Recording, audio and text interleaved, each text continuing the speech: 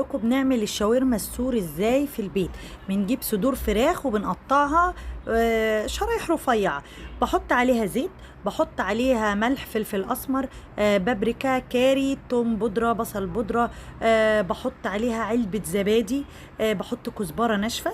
تمام. وعلشان الطعم بقى والنكهة يطلع معايا حلو قوي كده، بجيب كيس بتاع بهارات الشاورما، توابل الشاورما السوري، من خلطة ماجي أو كنور. بيخلي الشاورما روعة وبيخليها في طعم زي بتاع بره بالظبط.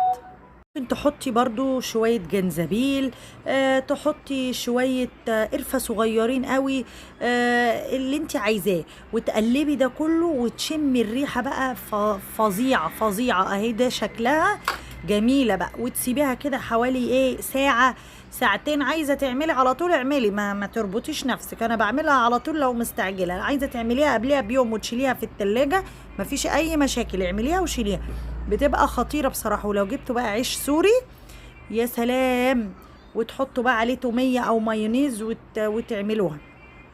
هوريكم وهسيب لكم صورة بقى علشان تعرفوا اللي هي البهارات بتاعت ماجي. انتوا اكيد كلكم عارفينها يعني، بس لو محدش يعرفها يعني، هي دي التوابل بتاعت كنور او بتاعت ماجي. قولوا له عايزه كيس الشاورما السوري بس. وبعد كده بحط حبة زيت حلوين، يعني حبة زيت حلوين حلوين.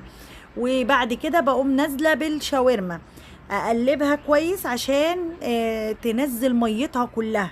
وبعد كده انزل بالبصل يكون اخر حاجه بس. ويا سلام بقى، بتحطيها بقى في فينو، في كايزر، في عيش شاورما براحتك.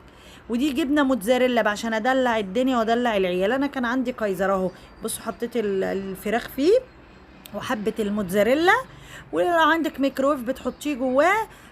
لو كده من سخونية الشاورما اصلا بتروح. بصوا بقى الصوص ده فظيع. لو عملتي بقى بعيش سوري، بعد ما تعملي السندوتش وتحطي فيه الفراخ وتظبطيه وتقفليه، عصيه بقى في الصوص اللي نازل ده، واديله كده لسعه على النار في الطاسه.